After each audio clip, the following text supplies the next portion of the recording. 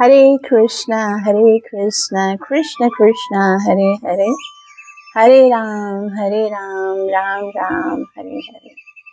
ग्रंथराज श्रीमद् भागवतम महापुराण की जय हो। कली पावन अवतार चैतन्य महाप्रभु की जय। नित्य लीला प्रवेश में चरणारविंद भक्ति वेदांत स्वामी श्रीला प्रभुपाद की जय। Shrimad Bhagavatam Canto 4, chapter number 9, verse number 11 and 12। इस आध्यात्मिक जगत में प्रवेश करने से पहले गुरु और गौरांग से कृपा की याचना करते हुए मंगलाचरण करेंगे, ताकि हम जो कुछ श्रवण करने वाले हैं उसका हमें पूरा पूरा लाभ प्राप्त हो सके, जो कि है कृष्ण प्रेम की प्राप्ति। गुरवे गौरचंद्राय राधिकाय तदालये कृष्णाय कृष्णभक्ताय तद्भक्ताय नमो नमः। नारायणं नमस्कृत्य नरं चैव नरोत्तमम् दैवीं सरस्वतीं व्यासं ततो जय मुदीरये। नष्टप्रायेषु अभद्रेषु नित्यं भागवत सेवया भगवती उत्तमश्लोके भक्तिरभवति नैष्ठिकी। पञ्चतत्त्वात्मकं कृष्णं भक्तरूप स्वरूपकं भक्तावतार भक्ताख्यं नमामि भक्तशक्तिकम्। जय श्री कृष्ण चैतन्य प्रभु नित्यानंद श्री अद्वैत गदाधर श्रीवासदि गौर भक्तवृंद। हरे कृष्ण कृष्ण कृष्ण हरे हरे, हरे राम राम राम हरे हरे। ग्रंथराज श्रीमद् भागवतम महापुराण की जय हो। कली पावन अवतार चैतन्य महाप्रभु की जय हो। श्रीमद् भागवतम चौथा स्कंद अध्याय 9 और श्लोक संख्या 11 से आज हम प्रारंभ करेंगे। ये वो श्लोक हैं जिनमें ध्रुव महाराज भगवान की बहुत ही सुंदर स्तुति कर रहे हैं और भगवान से क्या मांग रहे हैं, एक भक्त को भगवान से क्या मांगना चाहिए, किस तरह से भगवान की स्तुति करनी चाहिए, ये एक छोटे से बालक हमें सिखा रहे हैं। बहुत ही सुंदर स्तुति है। पहले तो ध्रुव महाराज ने कहा कि आपकी बहुत बड़ी कृपा है मेरे ऊपर, कि आपकी कृपा से मेरी वाणी में शक्ति आई है। और वास्तव में भगवान ने जब ध्रुव महाराज को अपना स्पर्श प्रदान किया, तभी ध्रुव महाराज के शब्दों में इतना पावर, ये वेदमय जो शंख था, तो वेदों के जो तात्पर्य हैं, जो सार हैं, उनके मुख से निकल रहे हैं और कहते हैं ध्रुव महाराज कि इतनी आपने हमारे ऊपर कृपा की है, मैं आपकी इन कृपाओं को, आपके इन उपकारों को कैसे भूल सकता हूँ। प्रत्येक जीव को सदैव भगवान के उपकारों को याद रखना चाहिए। भगवान ने हमें ये शरीर दिया, हमारे शरीर को चेतना प्रदान की, हृदय के अंदर बैठकर भगवान हमें ज्ञान प्रदान करते हैं और इतनी सारी भगवान की अनुकंपा है, इतनी कृपाएं हैं। और ध्रुव महाराज से भगवान कहते हैं, क्यों, सारे शरीर के अंदर देवता बैठे हुए हैं ना, तो देवता अलग अलग जो पार्ट्स हैं उनको शक्ति प्रदान करते हैं। तो तुम्हें देवताओं का कृतज्ञ होना चाहिए, मैंने क्या किया। तब ध्रुव महाराज कहते हैं, प्रभु उन देवताओं को शक्ति किसने दी है? उन देवताओं को भी शक्ति देने वाले तो आप ही हैं। और देवताओं को ही नहीं, वो ब्रह्मा जी जिन्होंने सारे ब्रह्मांड को रचा है, उन ब्रह्मा जी को भी तो आप ही ने ये इंग्रेडिएंट्स प्रदान किए, महत्त्व प्रदान किए। वास्तव में करने वाले तो केवल आप ही हैं। मैया वेते निहत्ता पूर्वमेव, जो होता है वो भगवान ही कर रहे हैं, लेकिन वो श्रेय देते हैं देवताओं को, ब्रह्मा जी को। तभी ध्रुव महाराज से भगवान कहते हैं, आप कुछ मांग लीजिए। तब ध्रुव महाराज कहते हैं, ये इंद्रिय सुख जो कि नारक की योनियों को भी उपलब्ध है, ये जो इंद्रिय से सुख प्राप्त होता है वो तो नरक में जाकर भी जीव को मिलता है, कुत्तों और सुअरों को भी मिलता है। इस इंद्रिय सुख की, धन की मुझे कोई इच्छा नहीं है, मेरे मन में कोई भी इच्छा नहीं है, क्योंकि ये सब जो इंद्रिय सुख हैं वो तो जो निम्न योनियां हैं उनको भी प्राप्त होती हैं, तो आपको क्या चाहिए? तब वो कहते हैं, ध्रुव महाराज कहते हैं कि जो सुख आपकी कथा से प्राप्त होता है, ये तो मेरी अपने विषय में बताते हैं कि ये तो मेरा बहुत बुद्धि जो है वो भ्रष्ट हो गई थी। नूनम विमुष्टमतया तव मायया थे, ये त्वं भवाप्यय विमोक्षणमन्य हेत अर्षन्ति कल्पतरुगुणोऽपि भोग्य इच्छन्ति यत् स्पर्शजं निरयेऽपि नृणाम्। कि आप जैसे कल्पतरु को, आप जैसे डिजायर ट्री के सामने बैठकर मैं भौतिक वस्तुओं की मांग कर रहा था, ऐसे व्यक्ति बहुत बेवकूफ होते हैं जो भगवान से भौतिक इच्छाओं की पूर्ति के लिए याचना करते हैं। लेकिन वो कहते हैं कि आप तो सब कुछ देने वाले हो, लेकिन ये भौतिक सुख से तो कुछ भी हमारा लाभ होने वाला नहीं। तो मानो भगवान बोले, तो फिर स्वर्ग का सुख, स्वर्ग का सुख तो फिर भी अच्छा होता है ना, वो तो नरक में नहीं मिलता है, तो स्वर्ग का सुख भले मांग सकते हैं। तभी ध्रुव महाराज कहते हैं, वो स्वर्ग का सुख मांगने वाले तो और भी ज्यादा बेवकूफ हैं, क्योंकि वो जो स्वर्ग है जहाँ पर जाते हैं, उसके बाद जाने के बाद जब पुण्य क्षीण हो जाते तो वापस संसार में आना पड़ता है। और जब संसार में आते, इतना हायर टेस्ट स्वर्ग का भुगतने के बाद जब कोई जीव वापस इस भौतिक संसार में आता है, तो फिर तो उसे इस भौतिक संसार में तो वो रह ही नहीं पाएगा। सपोज आप देखिए, कोई बहुत ही अच्छे कंट्री में रहता है जहाँ पर हर कोई सुविधा है, सुख है, वो अगर इस जगह पे आ जाए जहाँ पर कंटिन्यूअस हर तरह की प्रॉब्लम है, हर चीज का लोड शेडिंग हो रही है, लाइट की लोड शेडिंग हो रही है, पानी की लोड शेडिंग हो रही है, चूल्हे गैस की लोड शेडिंग हो रही है, तो वो तो सोचेगा मैं कहाँ आ गया, इससे अच्छा तो मैं नरक जैसी जिंदगी लगेगी उसको। तो जो हायर फैसिलिटीज भुगत के आएंगे इस भौतिक जगत में, वापस उनको आना पड़ेगा, क्योंकि आ ब्रह्म भुवना लोका पुनरावृत्ति नो अर्जुन। तो भगवान को अर्जुन कहते हैं कि ये स्वर्ग का सुख तो छोड़िए, जो सुख आपके चरणों की भक्ति करने से है, या निर्वृतस्तनुभृताम तव पाद पद्मा, जो आपके चरणों की सेवा करने में जो आनंद है, और ध्यानात् भवजन कथा श्रवणीय सा, और जो आपकी कथा को श्रवण करने में, ये दो सुख हैं जिनको हमने कभी टेस्ट नहीं किया है। कथा श्रवण करके या सेवा करके भी वास्तव में वो सुख अभी तक हम टेस्ट नहीं कर पाए हैं, तभी हमको लगता है कि संसार में कुछ टेस्ट है।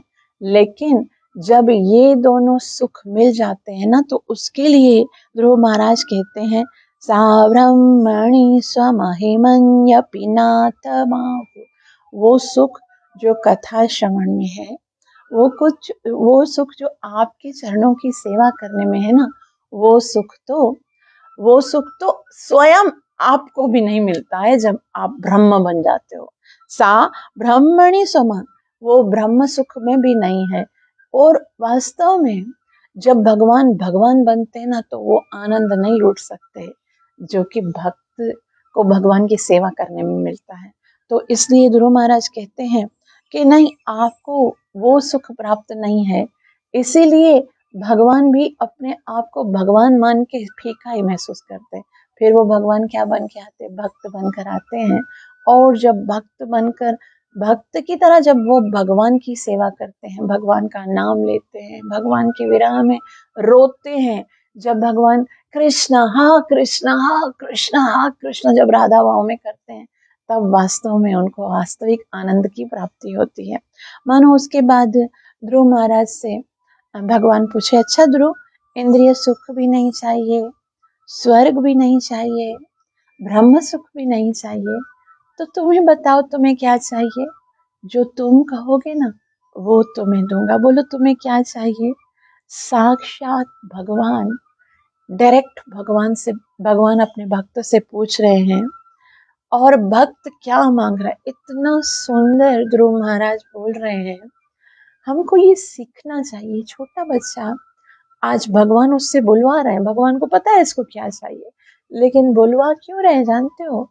बुलवा इसलिए रहे हैं ताकि हमें पता चले कि मांगना क्या है। हम भी ये छोटी छोटी टॉफी चॉकलेट से खुश हो जाते हैं ना, भगवान के पास जाते हैं, लेकिन क्या मांगना चाहिए? ध्रुव महाराज कहते हैं, भक्तिं मुहुः प्रवहतां त्वयि मे प्रसंगो भूयादनन्तमहताम् अमलाशयानाम् येनाञ्जसोर्बणमुरुव्यसनं भवाब्धि नेष्ये भवद् गुणकथामृतपानमत्थ भक्तिं मुहुः प्रवहतां तव मे प्रसंगो भूयादनन्तमहताम् अमलाशयानाम् येनाञ्जसोर्बणमुरुव्यसनं भवाब्धि नेशीभवत् गुणकथा मृतपानमत्तम। तो कहते हैं ध्रुव महाराज, मुझे कुछ नहीं चाहिए, ना तो सुख, ना इंद्रिय सुख, ना स्वर्ग, और ना ही ब्रह्म पद चाहिए मुझे। तो अगर आप देना चाहते हो ना, तो मुझे अपने भक्तों का संग दे दो बस। भगवान ने कहा भक्तों का संग चाहिए, मैं नहीं चाहिए हूं तुमको, भक्तों का संग। आखिर भक्तों के पास ऐसा क्या है जो मेरे पास नहीं है? तुम मुझे मांगो ना, ऐसे बोलो भगवान तुम चाहिए हो। बोलो नहीं, भक्तों का संग चाहिए मुझे। अच्छा, भक्तों के पास ऐसा क्या है जो मेरे पास नहीं है? तो ध्रुव महाराज कहते हैं, आपके पास आपकी कथा है, आप भागवत पढ़ के सुनाते हो, आप तो लीला करते हो ना। लीला करने में उतना रस नहीं है जितना लीला सुनने में रस है, इसलिए मुझे भक्तों का संग चाहिए। ये होती है भक्तों की इच्छा। भक्त कोई कितना भक्त है, किस लेवल का भक्त है ना, उससे कैसे पता चलेगा कि वो कितना श्रवण करने की इच्छा रखता है, कितना वो श्रवण और कीर्तन में रुचि रखता है। ये ध्रुव महाराज हैं जिनको साक्षात भगवान सामने खड़े हैं और भगवान से क्या कहते हैं, मुझे क्या चाहिए? भक्ति मुहु प्रवहिता त्वयि मे प्रसंग।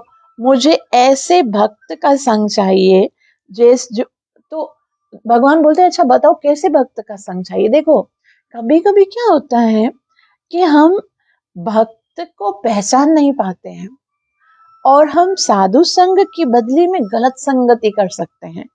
साधु संग इन द सेंस कि वो जो सदैव भक्ति के अंदर डूबा हुआ हो, जिसके अंदर इंद्रिय तृप्ति की एक रंच मात्र, एक बूंद, एक गंध भी ना हो। अगर हम सोच रहे हैं कि हम साधु संग कर रहे हैं और वो साधु साधु ना होकर असाधु है, तो फिर हमारा कभी उन्नति नहीं होगी, बल्कि जिस स्टेज पे है ना, वहां से भी पतन हो जाएगा। इसलिए ध्यान कीजिए कि ध्रुव महाराज बता रहे हैं कि कैसे भक्त की संगति करनी है। हम लोग भक्त की संगति कैसे करते हैं जानते हो? हम देखते हैं, अरे वाह, इसने सैफरन पहना हुआ है, ये तो ब्रह्मचारी है। इसने तिलक लगा हुआ है, हरे कृष्णा वाला। कंठी माला पहनी हुई है ना, मतलब ये तो नॉन वेजिटेरियन और ये 4 नियम का पालन करता है। भूल कर भी ये चीजों को देख कर संगति मत करना, नहीं। क्योंकि धोखा खा सकते हैं। रावण भी तो ऐसा ही स्वरूप बना के आया था ना, है? लेकिन था तो राक्षस ना। तो भूल कर भी कभी गेटअप से, केवल ड्रेस से, तिलक से, माला देखकर या कंठी देखकर एसोसिएशन मत कर बैठना, धोखा मत खाना। असत संग को अगर हम करेंगे तो श्री चैतन्य महाप्रभु बोलते हैं वैष्णव का आचार क्या है? असत संग त्याग ऐ वैष्णव आचार। असत संग देखना है हमको, बुद्धि होनी चाहिए कि हमको किस प्रकार के भक्तों का संग करना है, कैसा भक्त को संग होना चाहिए। तो वो कहते हैं कि हम हमको ये सोचना चाहिए कि ये भक्त किस लेवल का, सरेंडर लेवल क्या है उसका, उसके मन में भगवान के प्रति प्रेम कितना है और अंदर कितनी दुर्गंध कितनी है वासनाओं की, ये पहचान होनी चाहिए एक भक्त को। भगवान से कभी जाकर ये मत कहना कि मुझे इस भक्त का संग देना, नहीं। ये डिसाइड करके आप अवश्य धोखे में जाओगे कि आपने क्यों डिसाइड किया कि ये भक्त चाहिए। भगवान को बोलो आप अच्छे शुद्ध भक्त का संग देना, क्योंकि मैं नहीं पहचान पाता कि कौन सा अच्छा भक्त है, कौन सा शुद्ध भक्त है, कौन सा नौटंकी है, क्या है, मुझे नहीं पता। लेकिन आपको तो सब पता है ना। तो आप मुझे किसी शुद्ध वैष्णव का संग दीजिए जिससे मेरी भक्ति उन्नति कर सके। बाकी अपने ओन से चॉइस मत करना किसी भक्त को कि मुझे इस भक्त का संग चाहिए। लेकिन इसीलिए भगवान को यहाँ ध्रुव महाराज ये नहीं बोलते मुझे ये भक्त का संग दीजिए, मुझे इस भक्त के संग में रहना है। हालांकि नारद मुनि उनके गुरु है ना, लेकिन ऐसा नहीं बोला कि मुझे अपने गुरु महाराज का संग दीजिए। वो बोलते हैं ऐसे भक्तों, भक्ति मुहु प्रवहताम त्वयि में प्रसंगा, यानी ऐसे भक्त जो सदैव प्रवहिताम, मतलब जिनके हृदय में सदैव आपकी भक्ति प्रवाहित होती रहती है। जैसे समुद्र के अंदर कैसे लहरें आती हैं, लहरें आती हैं, उसी तरह से भक्त के हृदय में सदैव एक उमंग उठती है, मुझे अब ऐसे सेवा करनी है, अब मैं ऐसे सेवा करना चाहता हूँ, मैं कृष्ण को ऐसे प्रसन्न करना चाहता हूँ, मैं भगवान के लिए ये स्तुति करना चाहता हूँ, ये इस तरह से कीर्तन करना चाहता हूँ, इस तरह से भगवान की सेवा।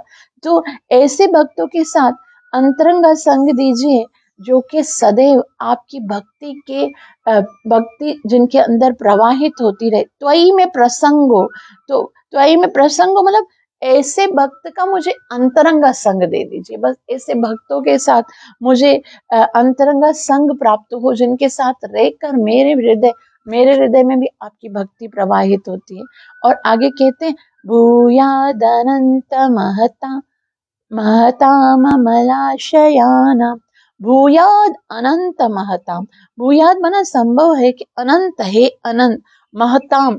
ऐसे भक्त कैसे होने चाहिए? उसके अंदर 2 क्वालिटीज होनी चाहिए। कौन सी? एक तो वो महताम हो, यानी महात्मा हो। महात्मा हो मतलब महात्मा कैसे होते हैं? भगवान कहते हैं जिनके अंदर कोई ये जो मन से कभी ये ना सोचे ये ऐसा है, ये ऐसा, जो समभाव रखते हो। भगवान श्री कृष्ण बताते हैं Shrimad Bhagavad Gita chapter number 5 verse number 18 में, विद्या विनय संपन्ने ब्राह्मणी गविहस्तिनि शुनि चैव श्वपाके च पंडिता समदर्शिना।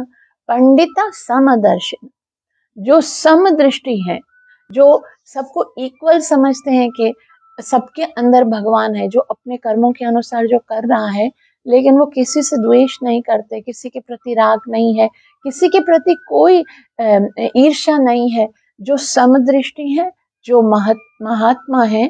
महात्मा महात्मा सुदुर्लभ। भगवान बोलते मनुष्याणाम सहस्रेषु, जो के बहुनाम जन्मनामन्ते ज्ञानवान माम प्रपद्यते वासुदेव सर्वमिति स महात्मा सुदुर्लभ। वासुदेव सर्वमिति, जो जानता है कि वासुदेव प्रत्येक हृदय में बैठा हुआ है, भगवान सबके हैं, सबके हृदय में है, तो सबका सम्मान करता है, सबका आदर करता है। वो किसी के साथ द्वेष नहीं करता, किसी के साथ ईर्ष्या नहीं करता। एक तो वो महात्मा, और दूसरा कैसा होना चाहिए, अमल आशयानाम। अमल आशयानाम, अमल का मतलब होता है जिनके हृदय भौतिक कलमश से रहित हो, जिनके हृदय में मल न हो, यानी निर्मल हो, जिनका हृदय निर्मल हो। तो निर्मल का क्या मतलब होता है, जिनके हृदय में काम वासना ना हो। जिनके हृदय में काम वासना है, भोगने की प्रवृत्ति है जिसकी, वो भक्त नहीं है। वो अगर भक्त हैं तो भी अमलाशया नाम नहीं है, तो वो अपने हिसाब से भक्त होंगे। उनका संग मत करना, क्योंकि जो स्वयं को काम वासनाओं से निवृत्त नहीं कर पाए, उनका संग करके हम कैसे काम वासनाओं से निवृत्त। काम मतलब इच्छा, निज इंद्रिय प्रीति वांछा तार नाम काम। ये चाहिए, वो भोगना, ये भोगना है। जिनके हृदय में अभी अपने आप को संतुष्ट करने की इच्छा हो ना, उसका संग नहीं करना है। और अगर इसके साथ, काम के साथ क्या होता है, जब हृदय के अंदर इच्छा आती है, वो पूरी होती है, फिर उसको लोभ हो जाता है कि मुझे और भी प्राप्त करना, और भी प्राप्त करना। अगर इच्छा पूरी नहीं होती तो उसके अंदर क्रोध आ जाता है कि मेरे साथ। तो ये भगवान श्री कृष्ण बोलते हैं, ये तीन चीजें बहुत खतरनाक है। भगवान कहते हैं, त्रिविधम नरकस्येदम द्वारम नाशनम आत्मना, काम क्रोध तथा लोभ, तस्मात् एतत् त्रयम त्यजेत। कि ये जो तीन चीजें हैं, काम क्रोध लोभ, ये जो हैं वो आपको नरक के द्वार में लेके जाने वाली हैं। इसलिए आप इन तीनों का त्याग कीजिए। इसका मतलब है जिनके अंदर ये तीन हैं, काम वासना, लोभ की प्रवृत्ति और क्रोध, उन ऐसे भक्तों का वो अमल, जिनका हृदय नहीं है, यहाँ पर लिखा हुआ है भूयादनंत महता ममलाशयानाम।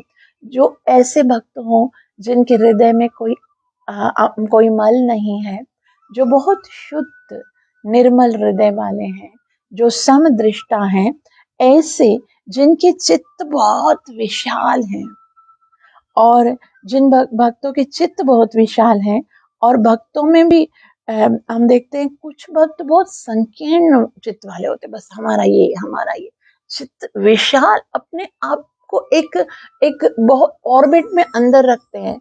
ये वासुदेवा सर्वम इति नहीं है, जो ये सोचें कि सारा जगत जो है वो कृष्ण का है, सारा जगत जो है वो भगवान की, ये भगवान की प्रकृति है, भगवान की शक्ति है। तो सबके प्रति कृपा होनी चाहिए, सबके प्रति। ये नहीं ये इस ग्रुप का है, ये इस ग्रुप का है, ये इस ग्रुप का है। ये जो संकीर्ण बुद्धि वाले जो होते हैं ना, ऐसे भक्तों का संग नहीं मांग रहे ध्रुव महाराज। ध्रुव महाराज क्या बोलते हैं, मुझे ऐसे भक्तों का संग दीजिए जो सदैव आपके प्रेम में लगे रहे। तरंगे उठती हैं प्रेम की, और वो महात्मा होने चाहिए, और उनका हृदय जो है वो अमल होना चाहिए, और एकदम पवित्र भाव से आपकी सेवा करें। केवल एक ही इच्छा होनी चाहिए कि हमें कृष्ण को प्रसन्न करना है। ये सोचकर जो भक्त सेवा करते हैं कि बस ये कृष्ण की प्रसन्नता के लिए, कृष्ण की सेवा के लिए, कृष्ण को प्रेम करते हैं, ऐसे भक्तों की मुझे संगति चाहिए। तो मानो भगवान ने पूछा, अच्छा ध्रुव, ऐसे भक्तों का संग करोगे फिर तुम्हें क्या मिलेगा, मतलब क्या होगा ऐसे भक्तों का संग करके, तुम क्या प्राप्त करोगे। तब भगवान के तब है ना, ध्रुव महाराज कहते हैं, ये नंजसोल्बणमुरु व्यसनम भवाप्ति। ये नंजसो, ऐसे भक्त जब मिलेंगे तो अंजस हो जाएगा, मेरे लिए बहुत आसान हो जाएगा। भगवान बोले अच्छा क्या, तो उल्बणम उरु, उल्बणम मतलब ये जो बहुत भयंकर है, उरु मतलब बहुत बड़ा है, व्यसनम मतलब संकटों से पूरा हुआ है, भव अब्धम यानी जो संसार सागर है। ये जो संसार सागर है वो कैसा है, वो संकटों से भरा हुआ है, बहुत भयंकर है, बहुत खतरनाक है। पग पग पर उसमें संकट है, पग पग पर ना कष्ट है। ऐसे दुख भरे संसार में जब मुझे ऐसे भक्तों का संग मिलेगा, तो मेरे लिए बहुत सरलता से मैं इस भवसागर में जो है ना, बहुत सरलता से तैर कर आगे चला जाऊंगा।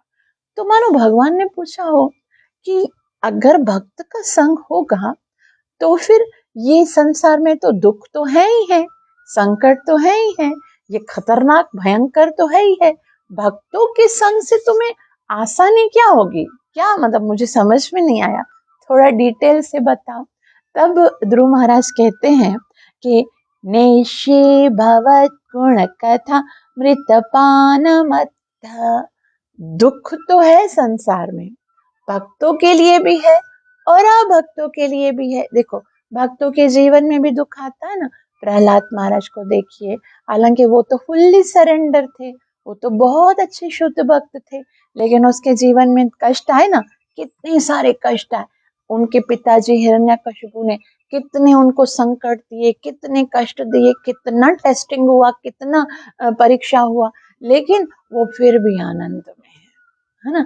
और उसके अलावा देखो, कुंती महारानी, कितने कष्ट आए पांडवों के जीवन में, द्रौपदी के जीवन में। तो भगवान कहते भाई, भक्तों की संगति करने वाले भी तो दुखी ही है ना। फिर क्या लाभ होता है इस भौतिक जगत को जब मैंने बनाया है दुखालयम शाश्वतम, तो दुख तो आएंगे, फिर भक्तों की संगति का क्या लाभ? भगवान को ध्रुव महाराज बोलते नहीं नहीं, दुख तो आते हैं मगर दुख फील नहीं होते हैं, दुख महसूस नहीं होते। अच्छा, कैसे महसूस नहीं होते हैं? तो भगवान को ध्रुव महाराज कहते हैं कि जैसे कोई नशा करता है ना, जब कोई नशा करता है तो क्यों नशा करता है? एक बार गुरु महाराज बता रहे थे कि मैंने एक व्यक्ति से पूछा कि भाई तू नशा क्यों करता है? तब उसने कहा, जब मैं नशा करता हूँ ना, तब मैं नशे में जब आ जाता हूँ तो मैं सारे दुख भूल जाता हूँ, मुझे कोई दुख याद नहीं रहता, मैं सारे दुख भूल जाता हूँ और मुझे बहुत राहत मिलती है, बहुत सुकून मिलता है। तब गुरु महाराज ने पूछा कि अच्छा, तो जब तुम दुख भूल जाते हो, तो क्या तुम्हें हायर कोई जो हैप्पीनेस है, कोई सुख है, भगवान की यादगिरी आती है क्या? तो बोला नहीं, भगवान याद नहीं आते हैं, नशा करने से संसार भी भूल जाता है, भगवान भी भूल जाता है, मैं ही राजा हूं ऐसा लगता है, इसलिए दुख नहीं होता। तो बोला अच्छा, ऐसा है तो फिर जब दुख होता मतलब ऐसा है कि कितने टाइम के लिए दुख है ना आप भूल जाते हो अगर नशा करते हो? बोला 2 घंटे 4 घंटे, जितना अच्छा शराब होता है ना उतना अच्छा नशा होता है। तो गुरु महाराज बोलते हैं कि अरे, ये नशा तो जल्दी खत्म हो जाता है, हमको नशा तो ऐसा करना चाहिए कि ये दुख भूल जाए और फिर एक दूसरा नया सुख जो है, ये टेस्ट जो है वो मिले। जब वो टेस्ट मिले तो फिर ये दुख चाहे कितना भी आए तो भी हमें वो दुख इफेक्ट ना करे। जैसे कुंती महारानी कहती हैं, भवतो दर्शनम यस्याता पुनर्भव दर्शनम। मुझे दुख तुम जितना भी देना चाहे देते रहो, विपदा संतुता शाश्वत तत्र तत्र जगतपते। मुझे ये सारे दुख बार बार दो। तो भगवान कहते दुख में मजा आता है क्या? बोला नहीं, दुख में मजा नहीं आता, मजा तो तब आता है जब दुख में तुम याद आते हो, और जब तुम याद आ जाते हो फिर तो मुझे दुख याद नहीं रहता। तो यहाँ पर ध्रुव महाराज कहते हैं कि ऐसा होता है ना कि नेशे भवत गुण कथामृत पान मत्त, के जब ऐसे शुद्ध भक्तों के द्वारा मैं आपकी कथा, भवत गुण कथा, आपके गुण, आपके नाम, आपके स्वरूप के विषय में जब सुनूंगा तो वो इतना नशे वाला है, आपकी कथा में इतना रस है, इतना नशा है कि अमृत कथा अमृत पान मत, फिर मैं ऐसा नशे में चला जाऊंगा कि मुझे ये याद ही नहीं रहेगा कि मैं इतने खतरनाक भाव सागर जो संसार है उसके अंदर बैठा हुआ हूँ।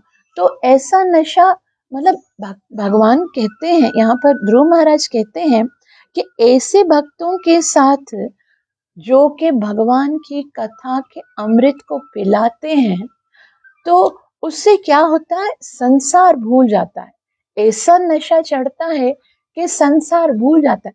वास्तव में संसार छूटता नहीं है, जैसे दुख तो होते हैं उसी तरह से संसार होता है हमारे साथ। घर भी है, पत्नी भी है, बच्चे भी हैं, परिवार भी है, जो सुहृद हैं, जो वो सब हैं, लेकिन वो संसार का जो बंधन है ना, ये सब दुख का कारण नहीं है। घर, संतान, बीवी, बच्चे, ये सब दुख का कारण नहीं है। ये परिवार तो शास्त्रों में बताया गया है कि परिवार के साथ रहकर भक्ति करके जीव जो है वो भगवत धाम जा सकता है। परिवार को नहीं छोड़ना है। संसार वास्तव में क्या है, हमको क्या लगता है कि ये जो आजू बाजू में हमारे लोग हैं, जो परिवार है, जो सदस्य हैं, वो संसार है।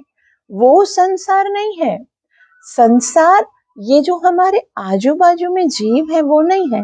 संसार उन जीवों के प्रति जो हमारी आसक्ति हमने दिल में बना के रखी है, वो आसक्ति हमारा संसार है।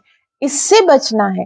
तो संसार बंधन का कारण है विषय सुख की वासना के। इससे मुझे सुख मिलेगा, इससे मुझे, जो हमारे संसार को हमने दिल में बिठाया है, जो व्यक्ति है चाहे वस्तु है, हम उनसे सुख की उम्मीदें करते, जो एक्सपेक्टेशंस हैं वो दुख देती हैं कि ये मेरा संतान है, इससे मुझे सुख मिलेगा, ये मेरी पत्नी है, इससे मुझे सुख मिलेगा, ये मेरे दोस्त हैं, मित्र हैं, इनसे मुझे सुख मिलेगा।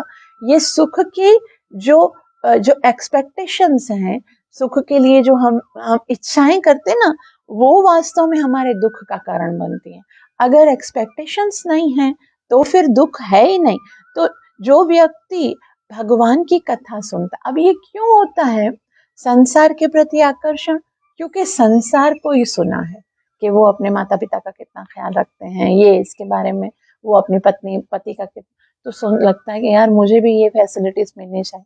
लेकिन जब हम भगवान के विषय में श्रवण करते हैं तो भगवान के साथ हमारी एक्सपेक्टेशंस होने लगती हैं। और जब एक बार हम अपनी उम्मीदें भगवान से जोड़ देते ना, फिर भगवान कभी भी हमें नाउम्मीद नहीं करते। फिर भगवान भगवान तो अपने भक्तों की सुरक्षा ऐसे करते हैं, जैसे जैसे एक छोटा सा पंछी होता है ना, वो जिसके पर नहीं होते, वो कैसे, उसकी माता उसके लिए दाना लेके आती है और उसको मुख में डालती है। तो भगवान तो अपने भक्तों को इतना प्रेम करते हैं, इतना प्रेम करते हैं कि वो अपने भक्तों का कष्ट वो सह ही नहीं पाते। तो अगर उम्मीद रखनी है, अगर एक्सपेक्टेशंस करनी है, तो फिर भगवान से करनी चाहिए। और अगर हमें भगवान से प्यार करना है, भगवान से संबंध जोड़ना है, तो उसके लिए क्या करना पड़ेगा? उसके लिए ऐसे शुद्ध भक्तों के मुख से भगवान की कथाएं सुननी पड़ेंगी। तो संसार के सुख की कामना करेंगे तो हमको क्या मिलेगा? दुख मिलेगा। और वही यदि साधु संग करेंगे तो, और भगवान की कथा के अमृत का पान करेंगे और भगवान से प्रेम करके उस नशे में जब धुत रहेंगे ना, तो फिर तो वो जो नशा है ना, वो तो कभी उतरने का नहीं है। तो यहाँ पर बता रहे हैं कि आपकी कथा जो श्रवण करते हैं तो आसानी से मैं ये भव सागर को पार कर जाऊंगा। संसार एक भव सागर है और उसको जीव तभी प्राप्त कर सकता है, तभी पार कर सकता है जब वो भगवत कथा, भगवान के चरण कमलों के नाव के अंदर बैठ के भगवान के चरण कमलों की कथा को श्रवण करके वो उस भगवान की कथाओं को श्रवण करके उसमें जब डूबता है, तब जब भगवान के कथा अमृत में डूबते हैं तो ये भवसागर पार हो जाता है। ये भवसागर को तारने की जरूरत नहीं है, इसमें तरने की जरूरत नहीं है, तैरने की जरूरत नहीं है, बल्कि भगवत कथा में डूबने की जरूरत है। जब डूब जाएंगे तो खुद ब खुद पार हो जाएगा, पता ही नहीं चलेगा। तो यहाँ पर इस संसार का कोई भी सुख जो है वो भक्ति के सुख के आगे कुछ भी नहीं है। जैसे कह दिया कि साक्षात भगवान का जो ब्रह्म सुख है, भगवान बनने में भी वो सुख नहीं है जो कि भक्त बनने में। तो भक्त कृष्ण से ज्यादा सुख पा रहे हैं।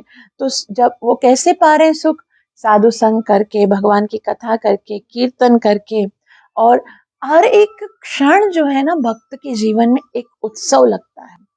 ऐसा लगता है भक्तों के साथ हर एक, मैं सुबह जब होती है ना, अगर हम भक्तों के साथ होते, 4 भक्त हैं हमारे साथ, और मॉर्निंग होती है ना, वो मॉर्निंग जो है, सुबह जो है, वो ऐसा लगता है जैसे वो क्या है, वो एक उत्सव लगता है। कैसे उत्सव लगता है? सुबह उठो, सब जल्दी जल्दी स्नान कर रहे हैं। उत्सव में ऐसे होता है ना, स्नान करते हैं, फिर हम लोग क्या करते हैं, कीर्तन करते हैं, आरती करते हैं भगवान की। वो डेली होता है। भक्तों के संग में ये डेली डेली आनंद प्राप्त होता है। तो जो इसलिए कहते हैं भक्तों का संग चाहिए मुझे, और कुछ भी नहीं चाहिए।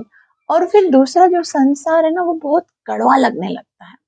दूसरी जो चीजें हमें जो बहुत अच्छी लगती थी, जिनके लिए हम मरते थे, जब हम भक्तों के संग में भगवान के विषय में सुनते हैं, भगवान के, तो इस तरह से आचार्य गण कहते हैं, यदवदि मम चेतः कृष्ण पदारविंदे नव नव रस गंतुमास तदवधि बत नारी संगमे स्मर्यमानम सुष्ठु विकारम सुष्ठु मुख विकार। ऐसे बताते हैं कुलशेखर जी बताते हैं कि अगर जब से मैंने भगवान के शुद्ध भक्तों के मुख से श्रवण किया है और भगवान के चरण कमलों के अमृत का आस्वादन किया है, तब से अगर मुझे किसी स्त्री के संग का विचार भी मन में आ जाता है, तो थू थू निकलता है मेरे मुंह से कि थू, मैंने क्या गंदी चीज सोच ली है। तो वास्तव में हमको भगवान के भक्तों के साथ, भगवान की भक्तों के कथा के साथ, भगवान के गुणगान श्रवण करने के साथ वो इतना आनंद आता है। इस आनंद की प्राप्ति के बाद और संसार का सारा सुख जो है वो तुच्छ लगने लगता है। ऐसा ध्रुव महाराज कह रहे हैं, मैं नहीं कह रही हूँ। ध्रुव महाराज, जिनको सारे वेदों का ज्ञान, अब वेदों का सार बताते हुए कह रहे हैं कि वास्तविक सुख, जो सुख को चाहो, अगर तुम सुख को चाहते हो तो किसी शुद्ध वैष्णव की संगति करो और भगवान की कथाओं का श्रवण करो। हमको नहीं आता है ना मजा, इसका कारण ये है कि हमारे अंदर प्रॉब्लम है। भगवान की कथाएं तो उतनी ही मीठी हैं, लेकिन या तो सुनते आप मेरे जैसे कनिष्ठ जीव के साथ हो, जिसका अपनी भक्ति का कोई ठिकाना नहीं, और सुनते हैं तो हमारे अंदर भी कोई वो श्रद्धा नहीं। इसी के कारण हमारा दुख दूर नहीं होता। इसी के कारण अभी तक हम जो है वो डूब नहीं पा रहे हैं। लेकिन भगवान से सदैव प्रार्थना करो कि शुद्ध भक्तों के मुख से आपकी कथा श्रवण करने का अवसर मिले। ये श्लोक याद कर लो और भगवान के सामने गाना, ऐसे भगवान को कहना, भक्ति मोह प्रवहिता त्वयि मे प्रसंगो भूयादनंत महता ममलाशयाना येनांजसोल्बणमुरु व्यसनं भवाप्ति नेष्ये भवद्गुणकथा मृतपानमत्तः। अनुवाद। ध्रुव महाराज ने आगे कहा है, अनंत भगवान, कृपया मुझे आशीर्वाद दीजिए कि जिससे मैं उन महान भक्तों की संगति कर सकूं कि जो आपकी दिव्य प्रेमा भक्ति में उसी तरह निरंतर लगे रहते हैं जिस प्रकार नदी की तरंगे लगातार बहती रहती हैं। ऐसे दिव्य भक्त नितांत कल्मश रहित जीवन बिताते हैं। मुझे विश्वास है कि भक्ति योग से मैं संसार रूपी अज्ञान के सागर को पार कर सकूंगा, जिसमें अग्नि की लपटों के समान भयंकर संकटों की लहरें उठ रही हैं। यह मेरे लिए सरल होगा, क्योंकि मैं आपके दिव्य गुणों तथा लीलाओं को सुनने के लिए पागल हो रहा हूँ, जिनका अस्तित्व शाश्वत है। श्रीला प्रभुपाद जी बहुत सुंदर रीति से समझाएंगे। तात्पर्य श्रीला प्रभुपाद द्वारा। श्रीला प्रभुपाद की जय। श्रीला प्रभुपाद जी कहते हैं कि ध्रुव महाराज के कथन की मुख्य बात यह है कि वे शुद्ध भक्तों की संगति चाहते थे। क्या चाहते हैं? शुद्ध भक्तों की संगति। बोला, मुझे कुछ भी नहीं चाहिए, मुझे शुद्ध भक्तों का साथ चाहिए।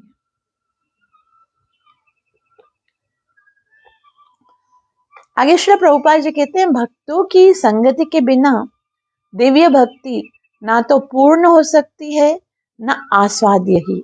इसीलिए हमने अंतरराष्ट्रीय कृष्ण भावना अमृत संघ बनाया है।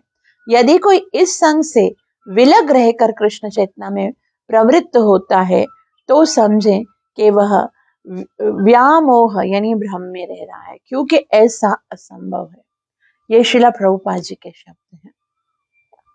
श्रील प्रभुपाद जी कहते हैं कि भक्तों के संग के बिना ना तो भक्ति प्रैक्टिकल है और ना ही आस्वाद्य है, ना ही उसमें आनंद हो सकता है। इसीलिए श्रील प्रभुपाद जी बोलते हैं कि मैंने international society for Krishna consciousness ISKCON की स्थापना की है। और अगर कोई ये सोचता है कि मैं इस इस्कॉन से दूर रह, यदि कोई इस संग से विलग रहकर कृष्ण चेतना में प्रवृत्त होता है तो समझे कि वह ब्रह्म में है।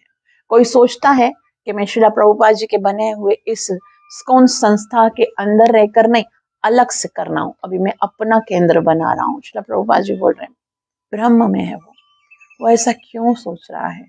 उसको चाहिए कि हमारे संग में आकर संग चलो हारे बजो, ये चैतन्य महाप्रभु कहते हैं। ये संकीर्तन मुहिम है, अलग अलग टुकड़े करने की मुहिम नहीं है। ये अलग अलग, ये उसका क्षेत्र है, ये उसका क्षेत्र है, ये उसका क्षेत्र है, इसकी नहीं है। जुड़ो मिलकर एक के साथ, यूनिटी इज फोर्स।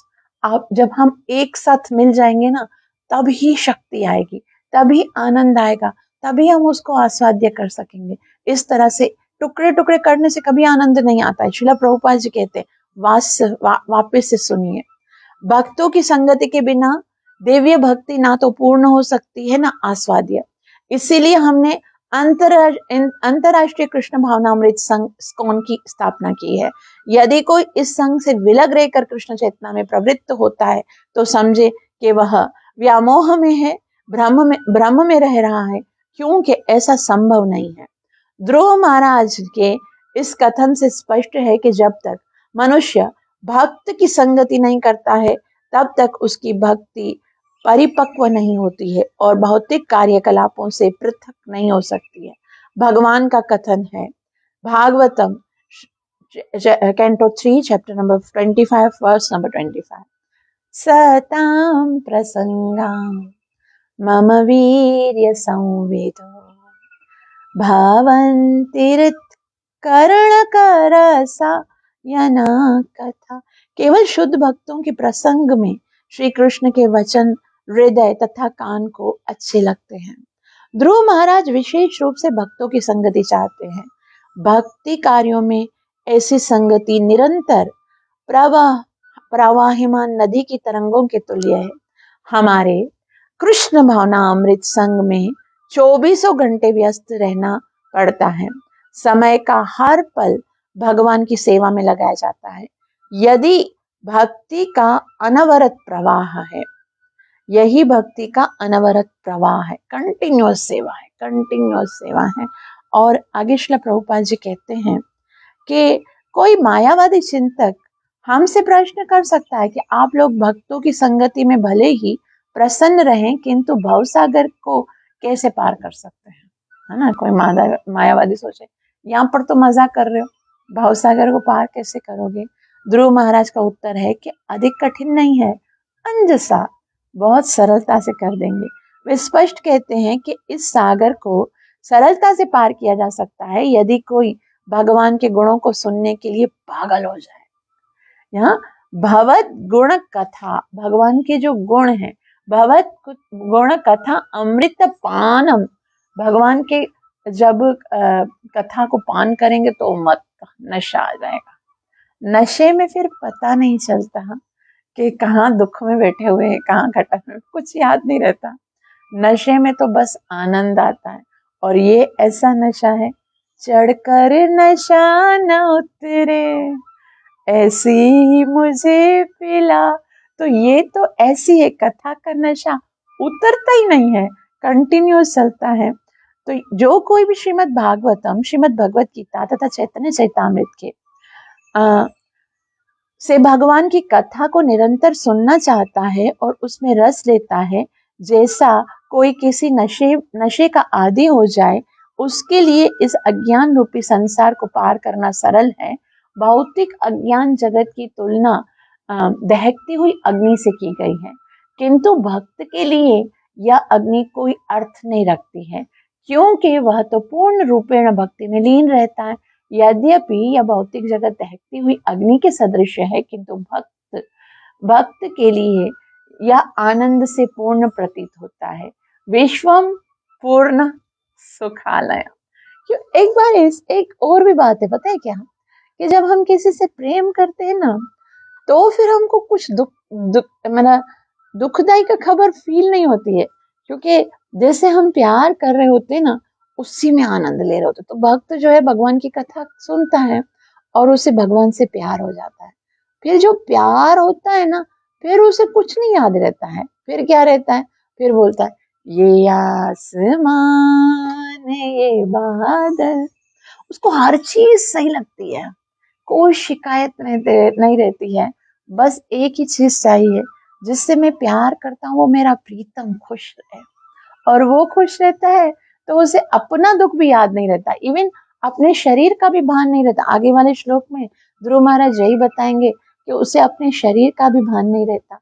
तो यहाँ पर कहते हैं कि केवल भक्ति से ही कोई, ध्रुव महाराज के इस कथन का सार यह है कि भक्तों की संगति में की गई भक्ति आगे भी भक्ति के विकास का कारण बनती है।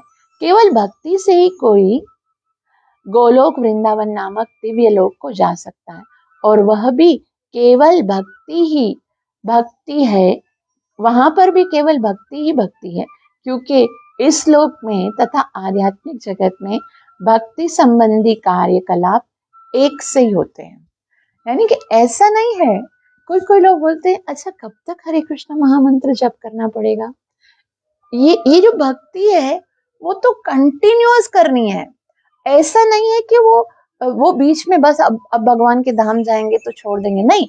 ये एक दफा श्री प्रभुपाद जी से किसी ने पूछा कि मैं 3 साल से हरे कृष्ण महामंत्र जप कर रहा हूँ, अब तक तो कुछ हुआ नहीं। श्रीला प्रभुपाद जी बोलते मैं तो 30 साल से जप कर रहा हूँ। ऐसा तो नहीं है, ये ये भगवान की भक्ति तो निरंतर करनी है। ये जो भगवान की भक्ति है उसमें कभी भी बीच में विक्षेप नहीं आना चाहिए। हरे कृष्ण मंत्र राधारा तंत्र गोलोकीर प्रेमधन हरिनाम संकीर्तन, ये हरे कृष्ण महामंत्र तो गोलोक वृंदावन धाम से आया है। वहां पर जाने के बाद भी गोपियां इस हरे कृष्ण मंत्र को गाती हैं और कृष्ण को अपने वश में करती हैं। हमें यहाँ पर जपने से नींद आती है तो वहां पर जाएंगे कैसे। ये भक्ति तो कंटिन्यूअस करनी है। और वहां पर भी यहाँ श्री प्रभुपाद जी कहते हैं कि कि भक्ति के जो कार्यकलाप होते हैं वहां पर भी केवल भक्ति ही भक्ति है, क्योंकि इस लोक तथा आध्यात्मिक जगत में भक्ति संबंधी कार्यकलाप एक से ही होते हैं, भक्ति कभी नहीं बदलती है। उदाहरण के लिए आम को ले लें, यदि किसी को कच्चा आम मिले तो वह आम ही होता है, और जब वह पक जाए तब भी वह आम ही होता है, किंतु इसका स्वाद बढ़ जाता है। इसी प्रकार से एक भक्त वह है जो गुरु तथा शास्त्रों के निर्देश पर, एक भक्ति वो है जो गुरु और शास्त्रों के निर्देश पर की जाती है, और दूसरी आध्यात्मिक जगत में भक्ति है जो भगवान की संगति में की जाती है, किंतु दोनों एक ही हैं, इनमें कोई परिवर्तन नहीं होता है। अंतर यह है कि एक अपरिपक्व अवस्था है और दूसरी परिपक्व अवस्था होने के साथ ही अधिक स्वाद युक्त है। केवल भक्तों की संगति द्वारा भक्ति को परिपक्व बनाया जा सकता है। तो यहाँ श्रील प्रभुपाद जी कहते हैं कि देखो, ऐसा नहीं है कि आप आध्यात्मिक जगत में जाकर नाम जप करना छोड़ दोगे। वहां पर गोपियां क्या करती थी, सारा दिन कृष्ण का नाम ही तो लेती थी, सारा दिन कृष्ण के लिए माखन बनाना, कृष्ण के लिए सोचना, कृष्ण से प्यार करना, कृष्ण के वो यही करना है। आध्यात्मिक जगत में जाकर भी हमको कृष्ण की सेवा ही करनी है, कृष्ण का। तो कभी कभी कोई पूछेंगे कि भाई यहाँ पर भी सेवा करो वहां पर भी सेवा करो, मजा कब आएगा। तो यहाँ पर ये जैसे शिला प्रभुपाद जी बोलते हैं कि जैसे कच्चा आम आता है तो हमको उसको खाने में थोड़ा सा खट्टा लगता है, लेकिन वही आम अगर पक जाता है तो खाने में कितना मजा आता है। तो वो यही भक्ति है, यहाँ पर प्रैक्टिस्ड है। तो प्रैक्टिस के टाइम पर जो है ना, वो थोड़ा सा हमको लग रहा है सुबह उठना या फिर सेवा साधना में नाम जप करने में कभी कभी ऐसा, लेकिन जब परिपक्व अवस्था में भक्तों के संग में जब हम सीख जाएंगे, अच्छे भगत बन जाएंगे, फिर भगवान के धाम में वही जो खट्टी केड़ी है ना, वो आम के जूस के रूप में मिलेगी। इतना रसीला वो आम भगवान के साथ। अब वो भगवान जिसका नाम लेना ही आनंददायक है, वो भगवान के साथ मिलकर जब लीला करेंगे, जब भगवान के साथ प्रेम करेंगे, जब भगवान को स्पर्श करेंगे, उनको आलिंगन करेंगे, उनके साथ समय बिताएंगे, तो उसमें कितना आनंद आएगा। तो वो भक्ति भक्ति में बहुत आनंद है, और वो अभी तक हमें महसूस नहीं होता है, इसलिए भगवान से प्रार्थना करनी चाहिए। जैसे ध्रुव महाराज प्रार्थना करते कि हमें शुद्ध भक्तों का संग दीजिए, ताकि हम आपकी कथा को श्रवण करके उस नशे में चूर हो जाए और आसानी से भवसागर को पार कर लें।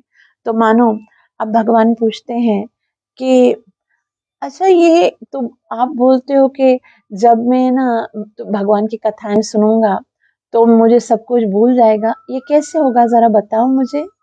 तो भगवान बाद में बताएंगे, हरे कृष्ण कृष्ण कृष्ण हरे हरे, हरे राम राम राम हरे हरे। ग्रंथराज श्रीमद् भागवतम महापुराण की जय। कलि पावन अवतार चैतन्य महाप्रभु की जय।